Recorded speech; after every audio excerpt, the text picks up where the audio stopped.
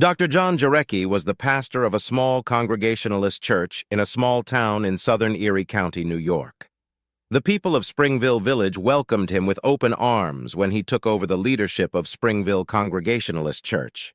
The people in the church treated him beautifully, and John immediately fell in love with the area. The land is beautiful, rolling hills covered with woods and farms. The smell of growing crops and fragrant trees fills the air wherever you stand. He was a young man and had recently been ordained at the prestigious Quebec Theological School in Montreal. Springville Congregationalist Church was his first job, and he was in love with his flock. On this day, he was in the process of remodeling the kitchen of the former parish priest's house, a beautiful old building given to the church for the pastor and his family to live in after it ceased to be a farmer's home.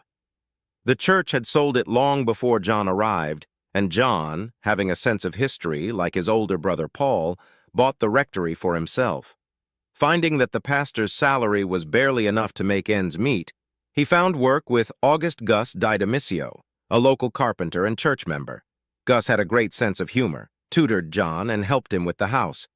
Together they discovered that John was a born carpenter, and his attention to detail made him a great cabinet maker for a beginner.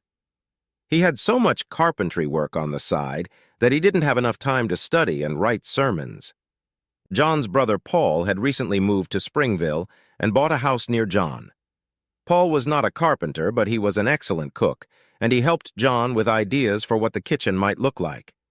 John and his boss Gus drew up a plan for the new kitchen with Paul's wishes in mind and got to work. When John woke up that warm summer morning, the kitchen was ready. He had hung the upper cabinet frames and the lower cabinets were already in place. All that remained was to level them before installing the countertops and hinging the cabinet doors. When John got out of bed, the summer morning called to him. His wife wasn't home. She had her own plans for the day, so he was alone. Taking advantage of a break from setting up his dream kitchen, John walked out onto the back patio and looked out over the valley behind the house. The backyard was wooded and sloped down into a ravine, at the bottom of which ran Spooner's Creek, a beautiful babbling brook by which he and his wife often made love on such mornings. As he sipped his coffee, he replayed in his mind the last time they had met outdoors. Mosquitoes aside, making love by the creek with the rising sun illuminating his wife's smile was as close to heaven as he'd ever been in his life. He finished his coffee and thought about calling his brother and inviting him over for a cigar to celebrate the day, but Paul was busy today, too. He has work to do in his own house, and he borrowed John's milling machine to finish the new mantelpiece he was making for his fireplace in the living room. He went back to tinkering, tweaking and checking the level in the kitchen. Every now and then he would pop into the study to complete the outline of Sunday's sermon. John labored in the kitchen until his stomach rumbled and he turned to the refrigerator.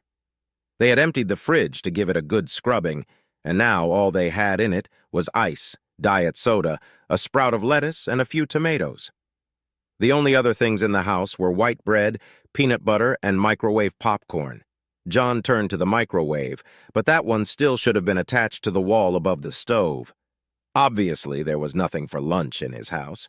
He might as well go into town and get a quick bite to eat and then get back to work. John washed his face and headed out into the village. It was a beautiful day for a walk, with the sun shining through the leaves of the trees and the warm summer air cooled by a refreshingly light breeze. The village of Springville looks like it is part of a well-made model train. Beautiful old brick buildings line Main Street, home to stores with enticing storefronts, and on the outskirts of town are modern hindrances to aesthetics such as gas stations and chain drugstores. Where the old sawmill used to be, there is now a farmer's market and Springville's center of commerce on a warm summer day. It amused John that many people don't recognize him when he puts on his blue jeans and work shirt.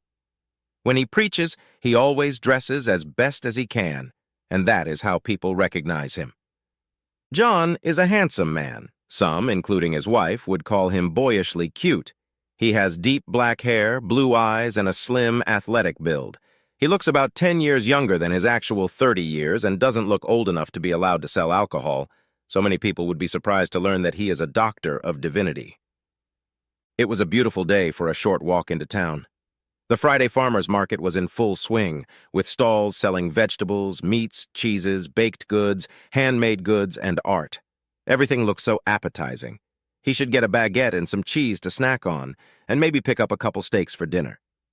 John went from counter to counter and found a French baguette on sourdough, and then bought a head of his favorite goat's milk cheddar cheese.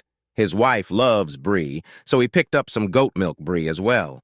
Then some nice ribeye steaks, some mushrooms, and a bag of tiny seed potatoes. "And what's for lunch?" And then he heard a marvelous voice with a delightful French accent. He had studied in Montreal, and since returning to New York State, had always looked to speak French at every opportunity. He tried to locate the source of the voice, and it wasn't difficult. She was standing 2 stalls away from him at the farmer's market, tall, slender, and beautiful. She wore a light yellow sundress that contrasted perfectly with her flawless chocolate-brown skin, and she carried a wicker basket filled with her purchases. He watched her move through the crowd with admiration. She was a work of art. Long black hair cascading down over her shoulders, a wide, joyful smile that she shared easily, firm breasts stretching the fabric of her dress, long, perfectly sculpted legs. His mouth went dry as he marveled at her beauty. He mentally called this Nubian beauty La Femme au Chocolat, the chocolate lady. She must have sensed him watching her as she moved from counter to counter because she glanced over her shoulder at him from time to time. Had she really just winked at him? Then she turned suddenly and smiled at John. "Bonjour, monsieur. Do you like what you see?" She struck a pose. The sunlight at her back was shining through her dress, and the shadow left John in no doubt that she was not wearing underwear. When he came back to reality, she was already talking to him. Her French-Canadian accent was absolutely adorable, as was her smile. He thought of his older brother Paul, who was a doctor and was never without female companionship. He tried a line that Paul had told him was a sure trap for a girl. John coughed nervously and said, "I never do this, but it looks like I'll be alone today, and I hate dining alone." "Would you like to have lunch with me?" he asked. The Nubian goddess looked around the crowd and replied, "I don't know. My husband would have to meet me here." "S'il vous plaît, parlez français me manque. Please, I miss the French language," he said, and then added, "Votre mari pourra nous rejoindre dès son arrivée." Your husband can join us when he arrives. "Tu parles français? Do you speak French?" She looked around, gazing into the crowd. Was she looking for her husband? She shrugged and turned to John with a dazzling smile. "Oui, let's have lunch, she said in French, using the word affame at the end. But that word had much more meaning than just starving. It could also mean hungry for sex. Starving? So am I. From that moment on, they spoke exclusively in French. "You speak French well," she said with a dazzling smile. "I learned it to study in Montreal. I ended up staying there for a few years."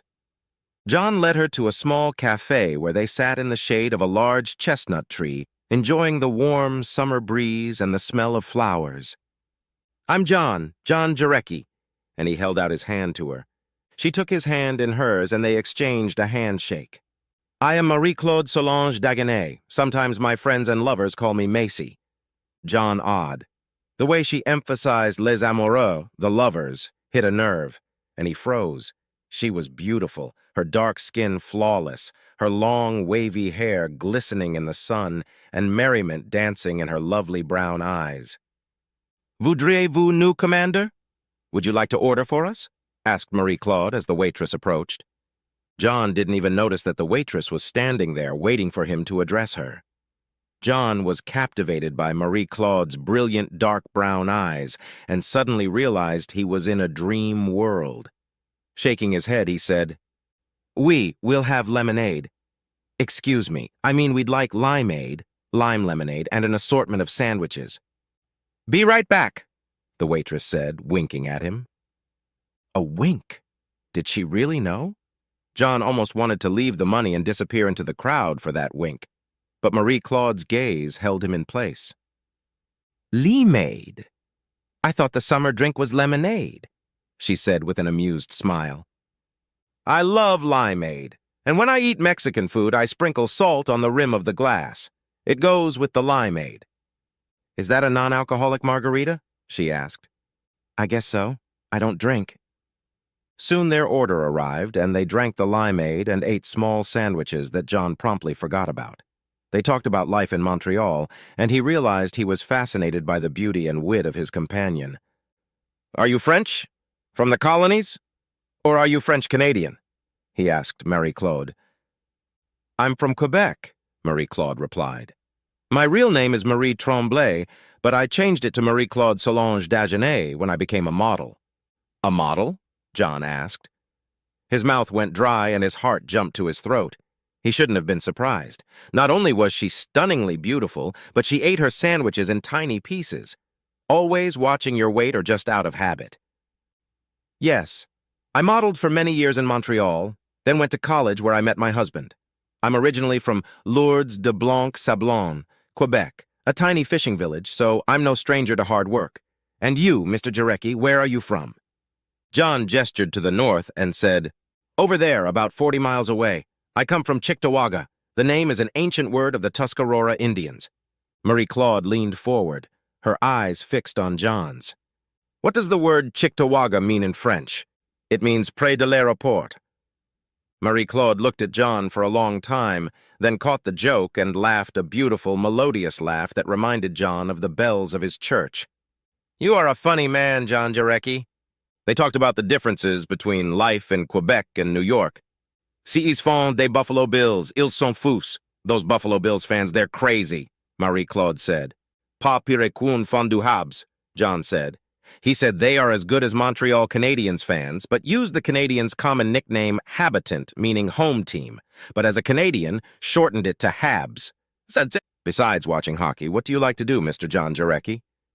Helping my brother with his little farm and hiking. And what do you do? I work as an assistant to a man who owns a car dealership, but mostly I'm just a simple housekeeper, she said with a wide smile. And what do you do for a living, Mr. John Jarecki? He couldn't lie. He didn't want this wonderful day with Marie-Claude to end, but he had to be truthful. He pointed to an old white church a few blocks away. There was a new one being built next to it that was almost completed. I am the pastor of that church over there, he said in English. Un pasteur dînant avec une femme mariée? Marie-Claude smiled again, then slowly ran the tip of her tongue across her upper lip. Comme c'est délicieux!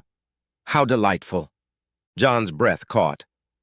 I don't know if this is the right thing to do, he said nervously. But Marie-Claude's smile widened, and she absent-mindedly ran her finger over his knuckles. Her touch was as soft as a feather, and so sensual. I don't want this to end, he said in English. Instead of pulling away, Marie-Claude continued to smile, and her smile grew wider and wider as she continued to run the tips of her long, slender fingers along his arm. For some reason, Marie-Claude's smile reminded John of a bottle-nosed dolphin. They have a cute smile, too, but they play with little fish and then eat little fish like John. She took a bite from the last remaining sandwich. It had salmon on it. How appropriate. Maybe there's a place here where we could talk privately? She asked. I have to put the groceries in the refrigerator, John replied absent-mindedly. He showed her the shopping bag he kept in the shade.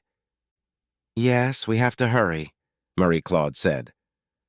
John changed his mind about the dolphin as her sexy smile widened. Now he was thinking about the shark.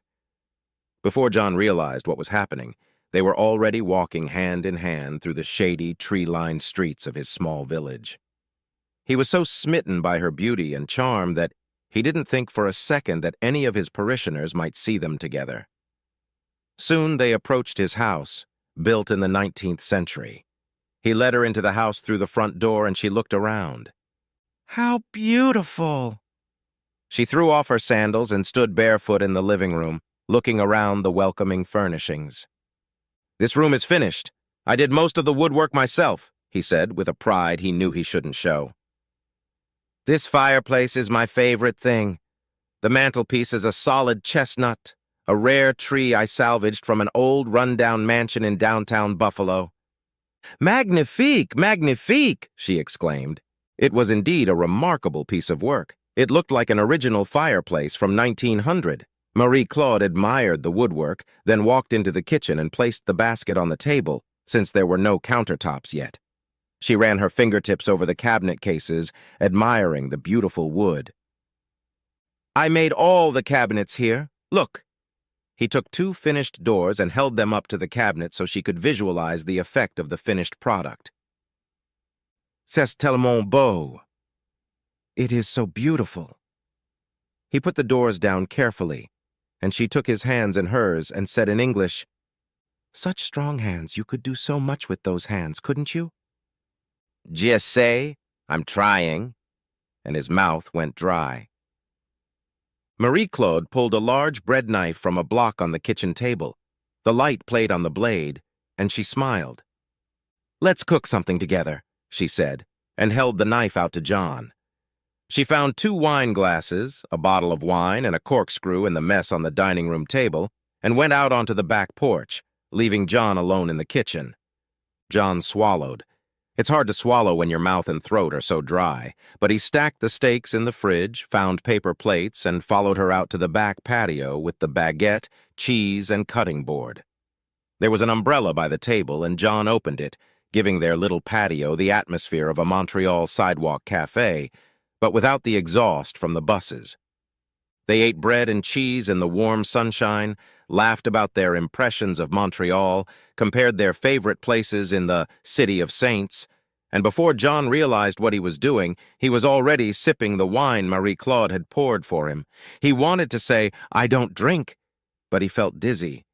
Was it the wine, or from Marie-Claude? He didn't want the day to end. They laughed and had fun sitting around the table, telling each other stories and sharing racy secrets, and when Marie-Claude leaned forward to whisper something to him, the neckline of her dress fell open, and he could see her breasts clearly. Had she noticed? Finally, Marie sighed happily. "The sunlight is so warm." She stood up, hesitated, then said, "The wine is too good." John was afraid she would fall and stood up, taking her hands to support her. She was taller than him, and he didn't know where to put his eyes. "Careful," he said. Her hands were so soft in his work-hardened palms. "Such a beautiful day," she sighed as they drew closer. "It would be a sin to waste it, wouldn't it, Mr. Pastor?" Before John could answer, their lips met and they kissed, a sweet, tender kiss that reflected the warm sunlight of that perfect summer day. But Marie-Claude released herself from his embrace and took a step back, then reached behind her back. The dress slipped off her and fell down around her ankles. John had been right. She wasn't wearing any underwear, and she was flawless. Her chocolate-colored skin was perfection. "Let's really enjoy this day we've been given," she said as she unbuttoned his flannel work shirt and pulled it off his arms, then pulled up his ZZ top shirt and tossed it aside. "Come on, Mr. Pastor. Show me how passionate you can be." John was no longer worried about getting caught. He had a chocolate lady in front of him begging for his touch, and he couldn't refuse her. His head was spinning, and so was hers.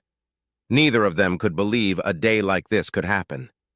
They reluctantly pulled away from each other, and John filled her glass and then led her upstairs to the master bedroom. The windows were wide open, and a refreshing breeze blew through them. Like all houses of that era, there was no air conditioning, but John had installed ceiling fans in every room to keep the breeze cool.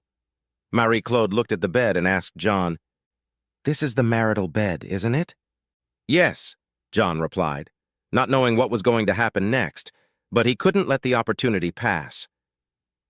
At this moment, he was too engrossed. "Merveilleuse! Magnificent!" said Marie-Claude, looking at the decoration. John came up behind her and reached behind her, squeezing her breasts, sending sparks of erotic energy through her body. "Mon cher, my darling," she exhaled as he nibbled on her long chocolate neck. "It felt so good." She wriggled in his arms and with skillful fingers unbuckled the trembling preacher's belt and then unbuttoned his jeans. Exhausted from making love, they melted into each other's arms. Gently they kissed, marveling at their discovery and ignoring the consequences. "Oh my God, that was wonderful," John breathed out as their sweaty bodies were cooled by the light summer breeze blowing through the room. You were so good, Mr. Preacher. I love your body, he replied. They pressed against each other, kissing and giggling, both glowing with bliss. Are you ready to continue? John asked. He wasn't quite ready himself, but he was just showing off. She wrapped her arms around him and answered, The spirit is ready, but the body is weak, monsieur. I'm sure that with your help... John heard something. They realized they were not alone in the house. Someone was moving around downstairs. Didn't you lock the house? She asked, but John just shrugged. This is Springville. The only crime happens after Buffalo Bills games. Where's your Dremel tool, John? Asked a man's voice from the kitchen. Shh, that's my brother Paul, John said. Marie-Claude ducked down, and John pulled the blanket over her head. The door opened, and a taller, more grown-up copy of John entered the room, throwing John's bright yellow sundress and tank-top shirt onto the bed. I got your bevel cutter back, but I need a Dremel tool. Oh, hi, Macy. Bonjour, Paul, came from under the blanket. What are you doing here? Paul asked. Isn't today your wedding anniversary? Oui, came from under the blanket, followed by a giggle. The blanket was pulled back, and Macy looked up at her brother-in-law with a smile. Yes, it is. And do you mind? John asked, pulling Marie-Claude, known as Macy, closer to him. Oh no, my bad. Sorry, I'll come back for the tool tomorrow. It's in the basement, on the shelf by the stairs, said Macy. Thanks, honey, Paul exclaimed as she ducked under the covers. She wanted more, and she was going to get a refill as soon as she stopped laughing.